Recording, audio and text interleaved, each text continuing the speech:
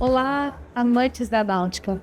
Eu sou a Dávila Kess, estou aqui juntamente com o Felipe Martins e eu posso dizer para você que talvez esse seja um dos podcasts mais importantes da minha vida.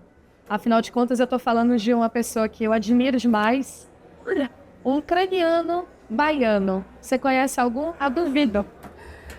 Ele que é um sucesso empresarialmente, um engenheiro que descobriu mergulhando e através de uma máscara de mergulho o quanto ele era apaixonado pelo mar. E ao longo de todos esses mares que ele já desbravou, 10 livros nasceram. Tem mais uma biografia com 3 exemplares com mais de 350 páginas aí para chegar ali. Nós estamos falando aqui, meu amigo. É uma honra, né? A gente está com o Aleixo Belov, acho que é um dos maiores velejadores do Brasil, sem sombra de dúvida, né? Talvez do mundo. E, seu Aleixo, muito obrigada por estar conosco nesse podcast. É uma honra ter você conosco. É uma honra ter você na nossa vida. Microfonezinho, pessoal. É sempre um prazer estar aqui divulgando o mar à vela. Maravilha. Bom, Felipe, eu tenho uma sorte porque eu convivo com esse ser humano, né? Recentemente nós lançamos a AMAR, Associação de Mulheres AMAR, dentro do museu do Aleixo Belov, e eu acho que isso aí pode ser o nosso começo. É isso aí, né? Quem não conhece o museu fica em Salvador. No Santo Antônio Além do Carmo, um prédio, numa esquina, num lugar incrível, que concentra ali a história de Salvador. O Aleixo simplesmente colocou lá, através de um guindaste, 3 Marias, esse barco que tem tantas histórias que nós todos conhecemos tanto. Aleixo, esse museu sempre estava escrito, você sempre quis fazê-lo. Como foi que surgiu essa ideia? Para o seguinte, foram etapas, né? Primeiro eu procurei navegar. Anotei o que acontecia durante a viagem e foram se transformando em livros. Depois eu fiz várias viagens e ficaram de cada lugar que eu passava eu trazia coisas interessantes. Um dia minha casa estava entulhada, todos os armários cheios de coisas interessantes e tudo, histórias, fotografias, filmes, tudo. Esculturas, pinturas. E então um dia eu resolvi que se eu morresse, eu tenho 5 filhos, cada filho ia levar um pedaço e o resto ia se perder. Então eu resolvi que o material era interessante para chamar a atenção da juventude brasileira para o mar, as coisas do mar. Então eu resolvi fazer o museu. Em vez de gastar meu dinheiro comprando fazenda, o apartamento para alugar, eu fiz um museu, fiz um veleiro escola e investi tudo nessa área. E aí fiz o museu tem 3 pavimentos, vai de uma rua a outra, atravessa uma casa que atravessa de uma rua a outra, e tem 3 pavimentos. E ainda tem a fundação, porque é a fundação que toma conta do museu. O museu não tem CNPJ, quem tem é a fundação. E na fundação ainda tem aula de computador, tem aula de xadrez, tem aula de navegação, e faz um bocado de trabalho social, tem escuteiros do mar. E estão surgindo uma opção de coisas novas, que com a Covid o negócio deu uma paradinha e agora retomou com toda a força. Essa fundação, Lipe, só para você entender, né? O Aleixo, ele tem grandes... durante toda a vida dele profissional, sempre teve... Aqui a gente está com o microfone. Durante a jornada profissional do Aleixo, ele conquistou praticamente muitos dos sonhos. E esse lugar, a fundação, ele ajuda muitos jovens a agora conquistarem os seus sonhos. E a fundação, ela tem um papel, né, Aleixo, de democratizar também, né, Aleixo? Divulgar a náutica, que às vezes o camarada jovem tem assim uma vontade, mas não tem onde pescar mais um pouco de conhecimento para ver se é aquilo mesmo que ele deseja. Então, chegando ali, ele vai encontrar o prato cheio. Entendeu? Se for o caso, ele vai em frente. Eu acho que isso já vem de muito tempo, né? O senhor sempre deu oportunidade, através do barco escola, de muitos jovens tripularem os barcos nas suas voltas ao mundo, né? Isso teve várias etapas. A primeira etapa, eu resolvi viajar. E eu tinha tentado viajar em outros barcos que tinha tripulação numerosa e as intrigas a bordo eram terríveis. Tanto que quando eu fiz meu barco, eu resolvi dar voltas ao mundo em solitário. E aí eu dei 3 voltas ao mundo sozinho. Fiz uma volta ao mundo, 5 anos depois mais outra, depois mais outras, com 3 Marias. Sempre sozinho. Então não tinha discussão a bordo, era perfeito. Você não brigava com você mesmo? Isso. Aí no final eu cheguei à conclusão que não adiantava nada eu ter aprendido tudo isso e quando eu morresse, não ia levar esse conhecimento todo comigo e ia se perder. Então eu resolvi fazer um veleiro escola. Meu barquinho pequeno era de 8 toneladas, fiz um barco de 21,5 metros, pesando mais de 80 toneladas e cabendo 12 pessoas bem instaladas. O Fraternidade? O Fraternidade. E aí eu chamei esse barco de Fraternidade. Então eu comecei a dar voltas ao mundo com ele. Dei uma volta ao mundo, depois eu fui na Antártica com ele, voltei levando alunos, e depois fiz mais uma volta ao mundo. E eu fiz um plano assim, cada aluno fazia 1/4 de volta ao mundo. Aí ia trocando a tripulação. Quando o cara era muito bom e estava aprendendo muito, eu dava a chance de fazer mais um trecho. Tanto que tem alguns que deram a volta ao mundo completa comigo, entendeu? Então tudo dependia do desenvolvimento do aluno e assim por diante. Então no final eu ofereci mais de 60 vagas no veleiro escola. Sempre gratuito nessa Aleixo. Sempre as vagas. Nenhum aluno pagou 1 centavo, eu paguei tudo. Teve gente que eu paguei até a passagem aérea. A gente tem um amigo em comum, né? O Betão Pandiani. Isso. Que inclusive foi o último, se eu não me engano, o último projeto realizado por vocês, né?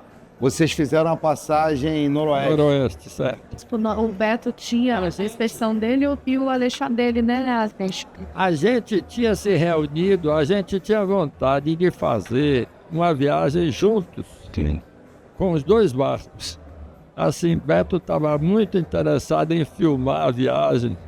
Então ele ia instalar, como meu barco pega 12 pessoas, e o dele era ele e um parceiro somente, que o dele é pequenininho, o Hobbycat. Resultado, ele queria instalar a equipe de filmagem no meu barco, e aí tanto filmava meu barco andando, como no meu barco filmava o barco dele. Mas depois a gente chegou à conclusão que a ideia não foi boa, porque os barcos eram muito diferentes. O barco dele era pequeno, com 5 nós de vento o barco andava bem. Se ele viesse um temporal e ele queria se esconder, ele entrava em qualquer lugarzinho rasinho e ainda puxava o barco para o seco. 2 pessoas davam para puxar o barco para o seco. Então o que é que acontece? Enquanto que eu não, eu tinha 2,30 metros de calado, eu precisava de 3 metros de água para me esconder em qualquer lugar. E quando dava 5 nós de vento, meu barco não andava e o nada andava. Aí, quando dava 30 nós de vento, meu barco andava maravilhosamente e o dele considerava temporal. Então a gente fez separado. A gente desistiu de fazer junto. E aí veio a Covid, atrasou tudo o ano. Aí 1 ano depois a gente fez e a gente se encontrou várias vezes na passagem noroeste. Foi a primeira vez que um barco de bandeira brasileira, que é o meu barco Fraternidade, fazia a passagem noroeste. Inclusive levei 2 moças, uma que é oceanógrafa e outra estudante, entendeu? O barco de Beto não era brasileiro, ele já comprou o barco no exterior, ele era brasileiro, mas o barco não tinha bandeira. Não tinha bandeira. E por incrível que pareça, eles não combinaram, mas se encontraram em vários momentos e foi incrível. Mas é muito fácil entender isso, é muito fácil entender. Porque a passagem noroeste fica congelada o ano todo. Só tem 2 meses e meio que o gelo derrete e permite passar. Então, quando derreteu para ele, derreteu para mim. E a gente tinha 2 meses e meio para passar, então a gente se encontrou, ficou junto em 2 barcos, tomava café junto, almoçava junto, tudo junto, era muito bom. Entendeu? Agora, na hora de navegar, cada um navegava por si, porque o vento que era bom para ele não era bom para mim, e vice-versa. O resultado dessa história é uma obra que, enfim, está disponível para compra. Depois a gente vai deixar as informações aqui na legenda. Eu tenho um exemplo do livro. E quem quiser comprar o livro, Dávila, como é que faz? Na livraria aqui nós trouxemos, esse é o livro, A Passagem Noroeste. Ele é vendido na Fundação Aleixo Belov e no Museu do Mar Aleixo Belov em Salvador. Quem quiser pode pedir por internet que a gente manda pelo correio. Entendeu? Nós trouxemos 10 livros, deixamos aqui numa livraria. Não já deve ter acabado, né? Porque só 10 livros, entendeu?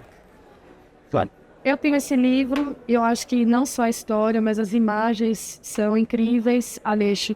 E aí eu queria saber, Aleixo, como foi que você escolheu essa tripulação? Porque é uma orquestra, deve ser muito difícil encaixar. Você tem uma qualidade de entrega de material maravilhosa. Essa equipe é a mesma que te acompanhou em outras expedições? Como é que é feita essa O seu filho vai com você também? Diga. Tem um filho seu que acompanha você no dia? Não, fez trechos. Fez trechos. Nenhum filho fez viagem completa, não. Porque tinham que estudar, né, seus estudantes. Então, o que é que acontece? Cada viagem tinha uma equipe diferente. Pela internet, o pessoal divulga e o pessoal cai em cima mandando currículo para ver se... E aí, quando eu fiz logo o Veleiro Escola, a primeira vez, foram botar na internet, em uma semana surgiram 150 currículos. Como é que escolhe entre 150 pessoas? E aí tinha gente que já sabia navegar, já sabia fazer isso, já sabia fazer aquilo. O que é que acontece? Pensando que eu estava escolhendo gente que sabia navegar para me ajudar, mas não é nada disso. Eu estava procurando gente que não sabia, mas tinha interesse de aprender. Então os que sabiam tudo já não tiveram chance. Aí eu peguei os que não sabiam nada, mas tinham vontade de aprender, aí fui ensinando. Entendeu? Pelo menos tinha um que navegava comigo que sabia bastante, que era para me ajudar. Mas os outros todos, todo mundo novato. Entre elas, né, Larissa Nabuco, que hoje é sua coordenadora, diretora. Nessa última viagem, a Passagem Noroeste, foi a última viagem que eu fiz. A Larissa, eu nunca conheci a Larissa, mas a diretora de Geociências, né? Porque ela é oceanógrafa. Certo. E a diretora de Geociências é também diretora de oceanografia. Ela me procurou pedindo que arranjasse uma vaga para uma menina que era oceanógrafa, estava fazendo doutorado de oceanografia. Aí eu nunca tinha visto essa menina, mas não tinha importância disso. Ela tá certo, arranja a vaga. E ela fez a Passagem Noroeste toda. Por cima do Alasca, por cima do Canadá, naqueles canais cheios de gelo, cheios de ursos brancos, cheios de esquimós, cheios de baleias, entendeu? Ela fez essa viagem comigo. Então, na realidade, só existiu, até o momento que eu saiba, só tem 3 brasileiros. Não, 3 brasileiros não. Tem o Beto, eu e mais... Eu tinha em torno de... Às vezes eu tinha 6 alunos, às vezes eu tinha 9. Só tinha 2 mulheres que tinham feito a Passagem Noroeste. E esses meus alunos, entre Beto e o Igor. O Igor não é brasileiro, mas o Beto é brasileiro. E assim nós ganhamos da Marinha do Brasil o título.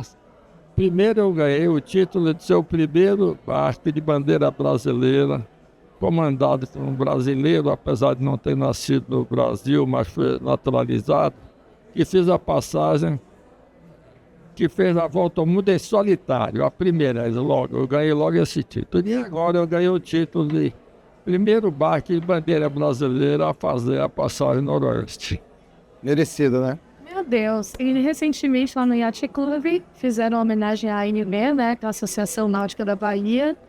Fez também mais o que acontece agora, toda hora eu estou sendo chamado para isso, para aquilo. É aniversário de não sei quem é, dia de não sei o que, dia do mar, dia disso, dia daquilo. Depois de tantos títulos, de tantas viagens, de tantos... O almirante dizendo que pelo fato de eu ter feito 5 voltas ao mundo, mas não foram só essas 5 voltas, porque além disso eu tive 2 vezes na Antártica, que não é volta ao mundo. Não conta, além das 5 voltas, tive 2 vezes na Antártica, A passagem noroeste não é volta ao mundo, acrescenta. Tive em Cape Town, tive no Caribe, tive em Ensenada, no México, tive no Chile, tive em tudo quanto é lugar, tive em Cape Town.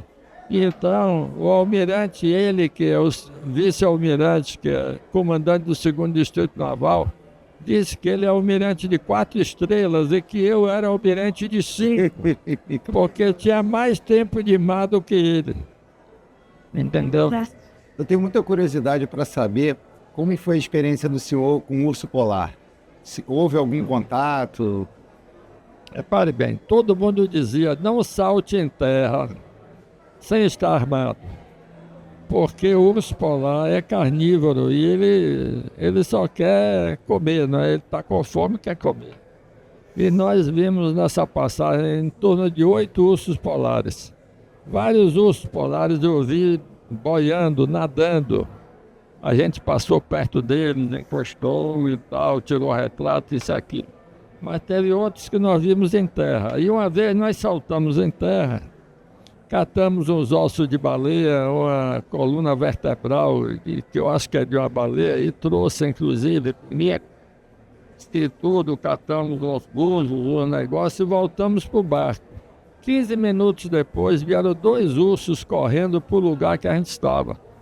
Eu chego à conclusão que eles têm um olfato muito bom, entendeu? Devido ao olfato dele muito bom, ele veio para comer a gente, chegou atrasado. Mas a gente estava armado, ele ia se dar mal. A gente não saltou sem levar uma arma de fogo. Pô, muito legal, deve ser lindo, né? E nas cenas que ele tem desse urso, ele tem imagens disso lá no museu dele. Aqui, Tem aqui e no mesmo no livro, isso aqui, ó.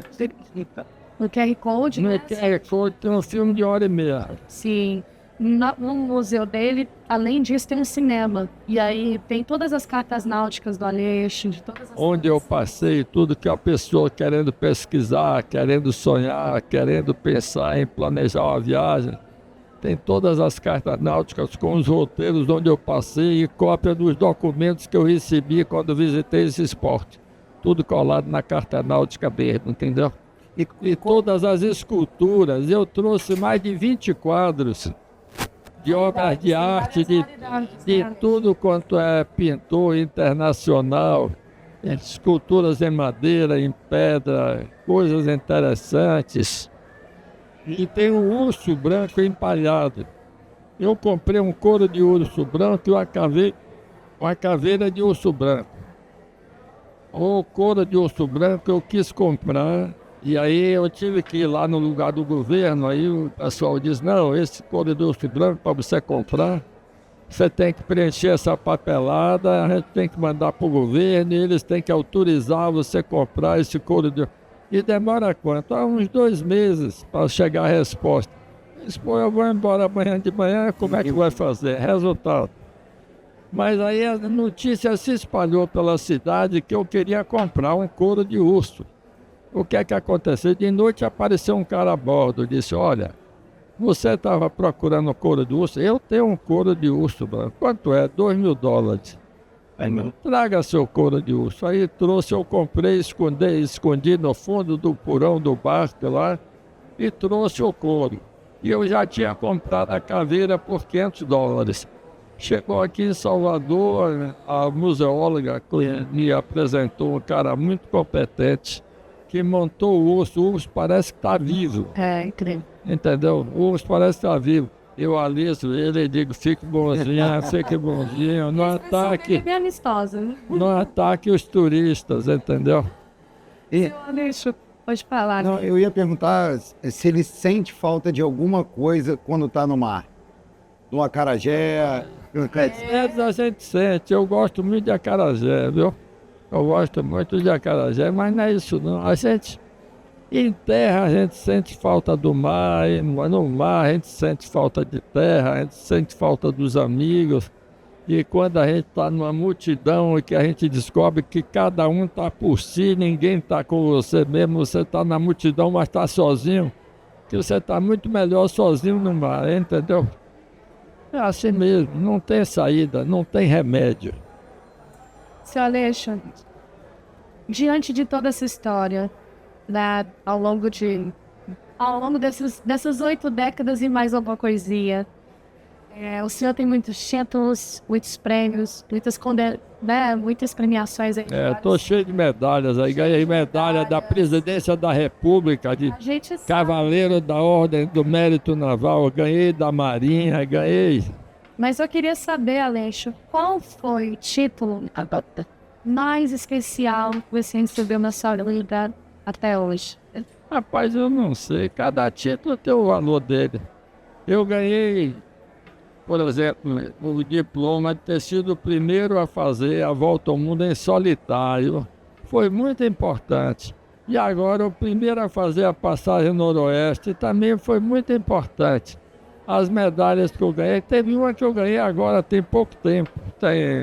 Não tem um mês ainda, ganhei mais uma medalha. Estou cheio de medalha, boto lá no museu, eu não preciso das medalhas não. Entendeu? Muito bom. Pô, perfeito. Ter o Aleixo aqui com a gente é uma honra, né? Porque todo mundo sabe que ele é uma referência pra gente, né, Davi? E aí tudo que acontece na cidade o pessoal me chama para fazer parte, às vezes me chama para eu dar uma palavrinha, às vezes me chama para eu contar a história, como eu estou contando aqui agora. Estou sendo chamado para tudo quanto é lugar. Te ouvir, te ler é muito bom, por isso todo mundo quer ouvir, Aleixo. A palestra é genial, né? A palestra aqui no Bela Show. Eu fiz a palestra aqui do Bela Show, mas é isso. Eu tenho interesse em divulgar o mar, né, entendeu? Eu tô velho, com 81 anos, daqui a pouco eu morro, que ninguém vai ficar para sempre, né? Mas eu quero que o amor pelo mar se perpetue. E qual é o próximo projeto? Bom, eu agora estou escrevendo 3 volumes da minha biografia. O primeiro volume está pronto, o segundo eu estou concluindo, o terceiro eu nem comecei ainda. Então esse ano eu vou fazer só isso.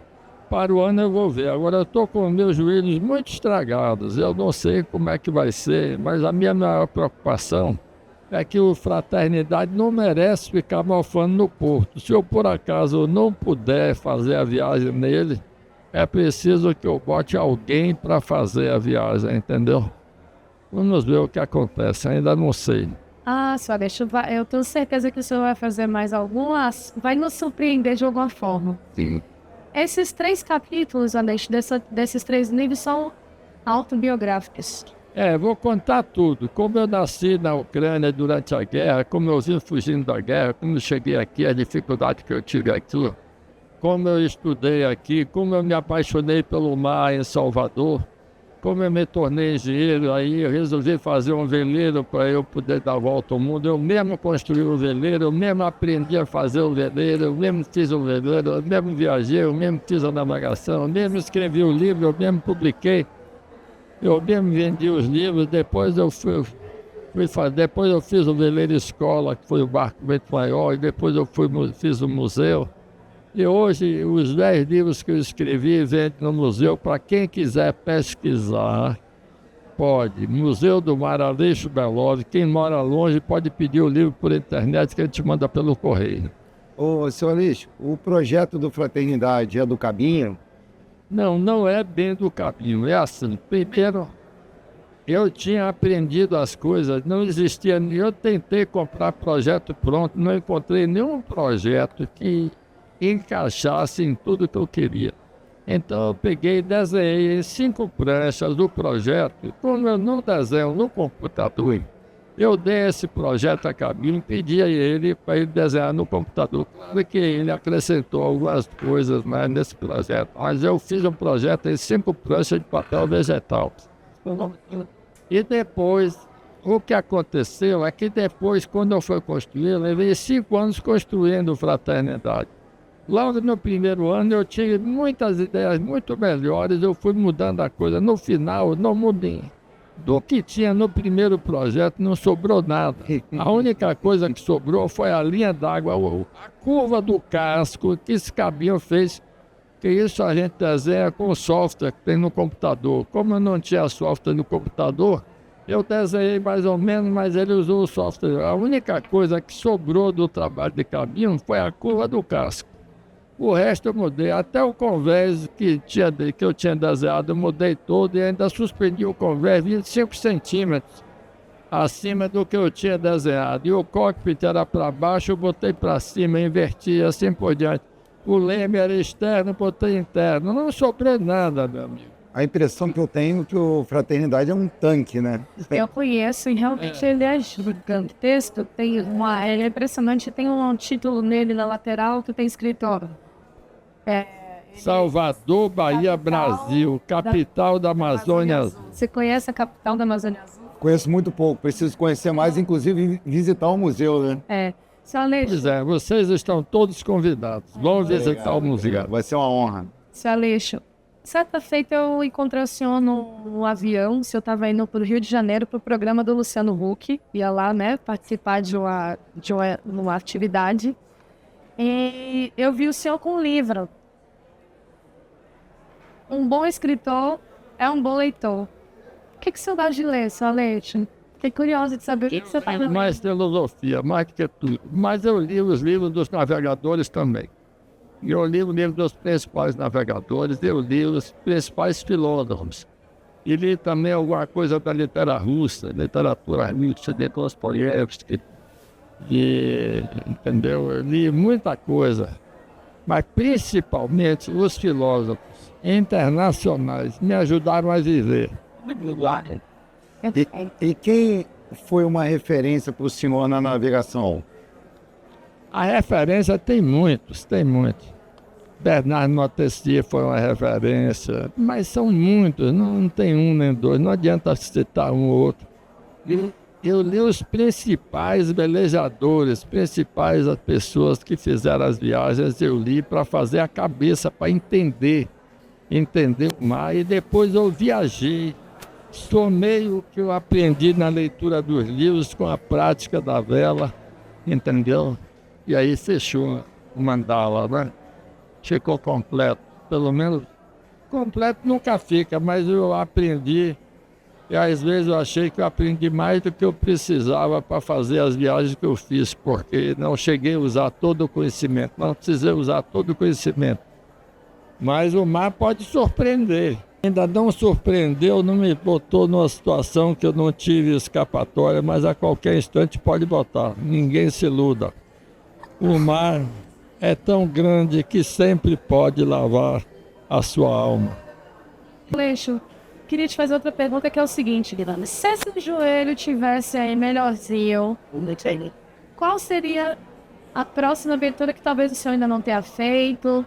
Onde é que o senhor gostaria que a fraternidade, né, tocasse essa próxima? É uma tristeza, porque não existe nenhum oceano novo. Eu tive na Antártica e tive no Ártico, e tive no Atlântico, no Pacífico, no Índico, Missão cumprida. no Mar Vermelho, no Mar Negro, no Mar Mediterrâneo, em todos os mares.